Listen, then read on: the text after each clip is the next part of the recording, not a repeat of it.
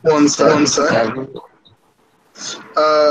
For the interest of time, we can do 7 minutes. We are finally on air. The government team has been reduced to just one person due to serious technical issues. And the motion is this House believes that charities should not accept donations made by public figures as part of a public apology. For example, public figures were criticized for being misogynist and then donate to domestic violence charities. Without further ado, calling the Prime Minister to give the first speech before we try and find the TPM again. Here, Here, here. here. 7 minutes, right? Yeah, Yeah. And am I audible? yeah. Yeah. Okay. Starting in 10 seconds.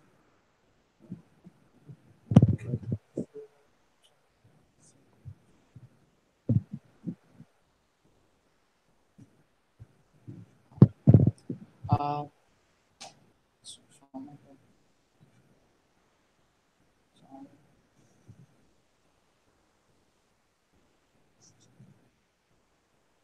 uh, Ladies and gentlemen, we believe from side government that charities are not totally utilitarian.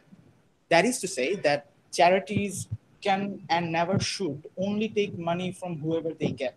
We tell you that the charity's principal incentive is always to make sure that the person who is giving charity at the very first place, that to ensure that that person is inherently going through that positive change as well, ladies and gentlemen. Like it is not always about the money, rather it is always about that theological positive change as well, ladies and gentlemen. Belief from side proposition, when this sorts of public figures Swedish politician I forgot the name. This person said that like in a public stage that he was a public figure and he rose in the stage and he said that when women always say no, they always mean yes, ladies and gentlemen. So this sorts of narratives and rhetorics literally mean that this sorts of people are in most cases inherently misogynist, ladies and gentlemen. In these sorts of people's cases, if these sorts of people donate to this sorts of charities as an act of a public apology, we will not accept that. That is our model. So, firstly, why we should not accept that, right? So, firstly, we'll prove to you that it is principally inconsistent for these people's cases to give charities, and secondly, it stops further protests from other people, protests which literally were against this sorts of people's inherent misogynies. These sorts of protests were much more likely to be held in our world, where these sorts of people do not get an escape plan through literally donating this money and not changing their inherent soul. But thirdly, ladies and gentlemen, we'll prove to you how it empowers them. This exact evil politicians and exact evil public figures gets empowered in the later cases. So firstly, ladies and gentlemen, why is this principally inconsistent for this source of public figures? Firstly, these sorts of people are inherently misogynist, and they're like not a great number of people, but wherever they are, they're inherently misogynist. Why? Because if they can have the dare to give these sorts of rhetorics in front of lakhs of people, that literally means how radical and naturalized these sorts of people's evil beliefs are, ladies and gentlemen.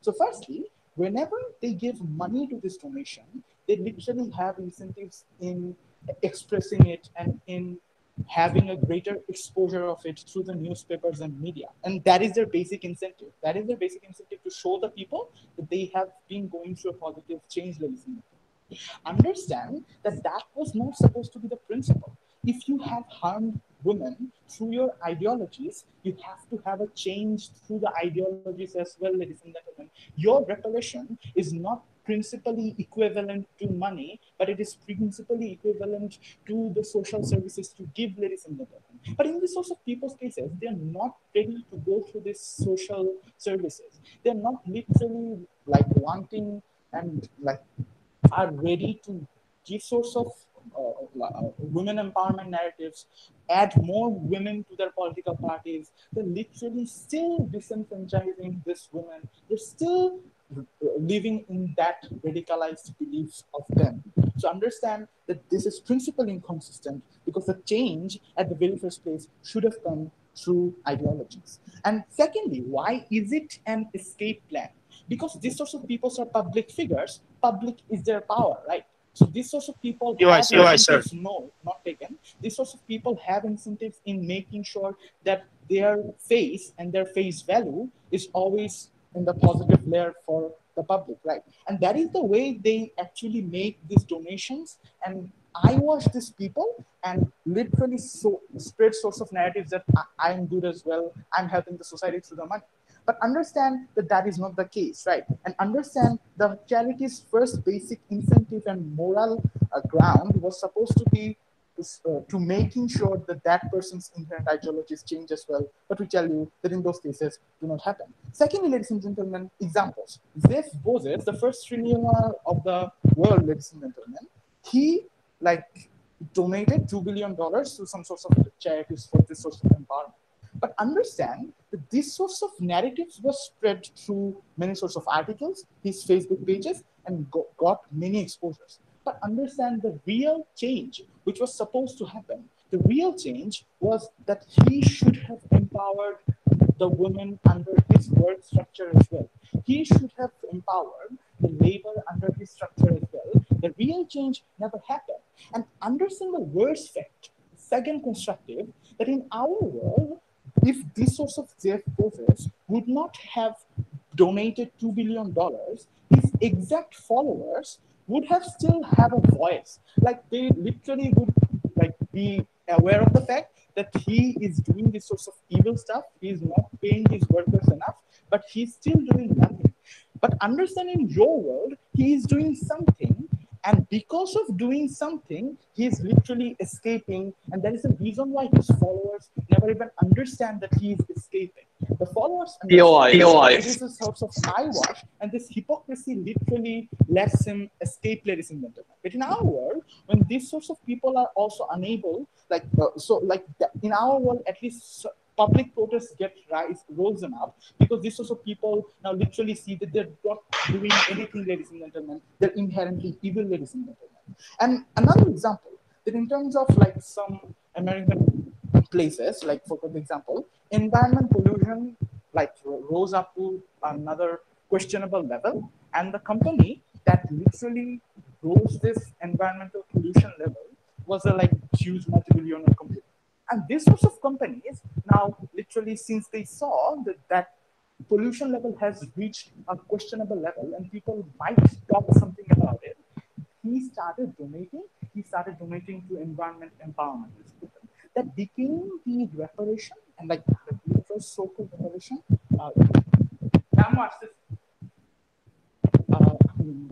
So like this is the way through he got through, ladies and gentlemen. And later on, when people literally started asking questions, and he responded to those questions through saying that this money was the way through which he empowered the environment. Rather, this questionable pollution level never got protested further because of the exact fact that he told the narrative, he spread the narrative that he already gave reparations, but he never got that real change, ladies and gentlemen.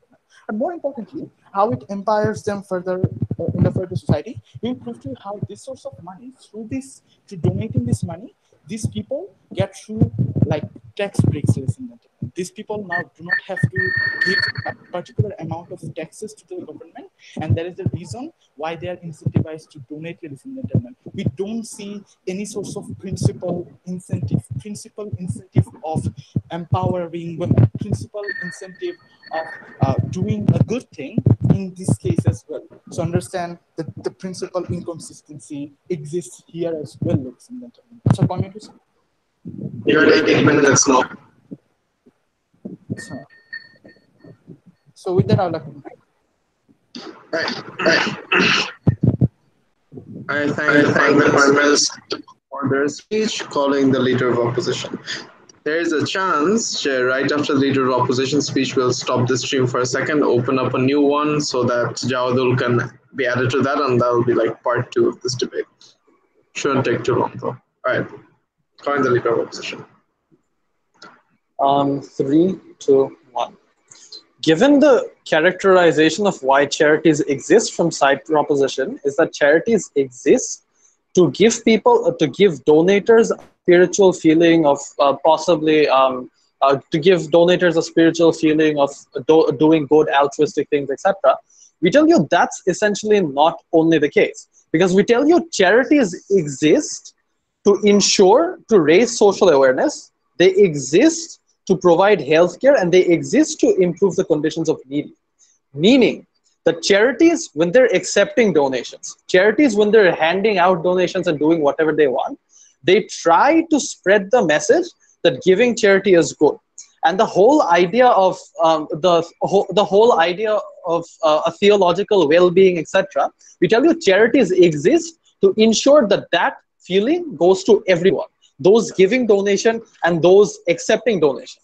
So given, and we tell you, so given the point in time when these public figures come out and they try to apologize publicly by giving charity, we tell you the point in time when charities reject these donations based on the perception that these people are inherently bad and can never change. We tell you that's the worst perception to have.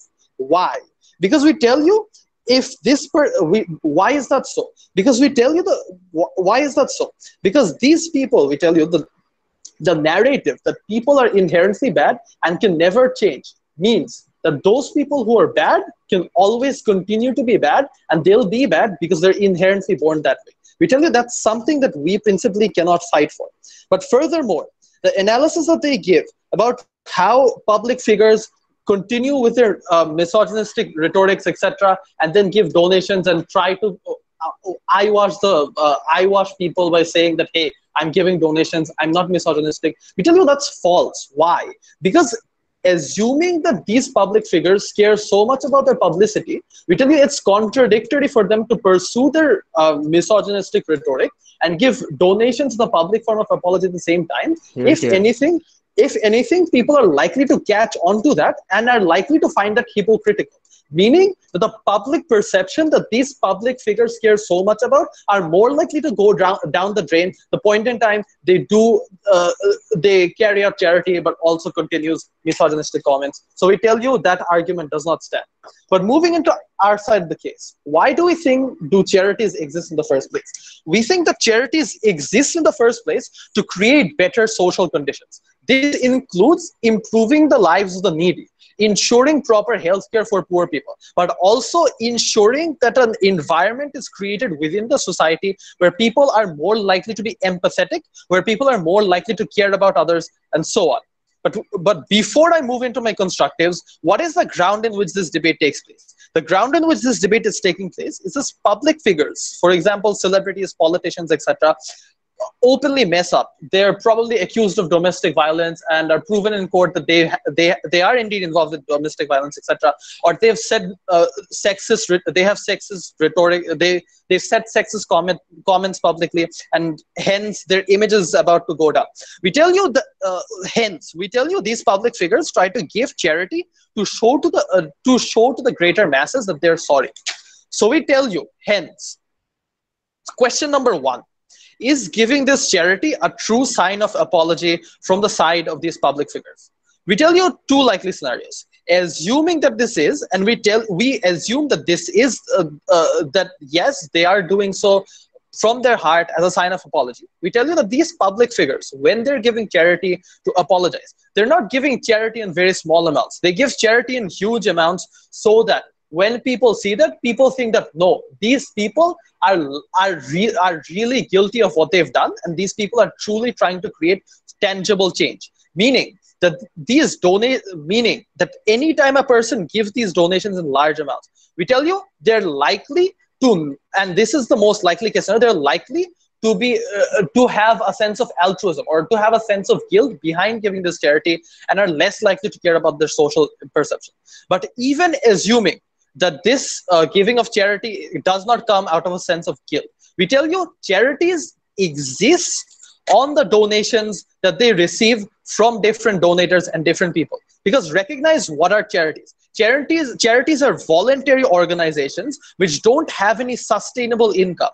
So They run on donations given by different people, and through these donations and through voluntary services by different individuals and volunteers, they run on all these different sort of things. So even assuming that this charity is not given through personal guilt that that public figure is facing, we tell you this charity will come in handy for these charitable organizations, and that's something that's worth fighting for. But more importantly, what do we think do charities stand for? Charities stand for the primary reason of improving social conditions, meaning that they not only deal with economic issues of poverty, but they also exist to increase social awareness. Why? They try to do so so that people become more empathetic, so that people are likely to care about others and are likely to think what's best for others. Meaning that when they succeed in raising social awareness, they're likely to create a sense of altruism within the people, or to create a sense of the people wanting to help others and caring more about others.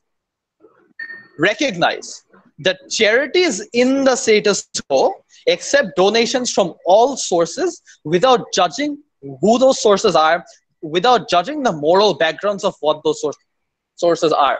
Meaning that charities in the status quo accept donations from normal general masses, but also accepts donations from politicians, celebrities, even criminals, etc. Because why is this so? Because the fundamental message that charities try to spread is that every act of charity is a representation of the moral goodness that exists within people. Recognize that in courts, when people go in front of courts, people are considered innocent until proven guilty. Till the point in time charities don't accept these donations is the point in time charities accept the notion that people cannot change.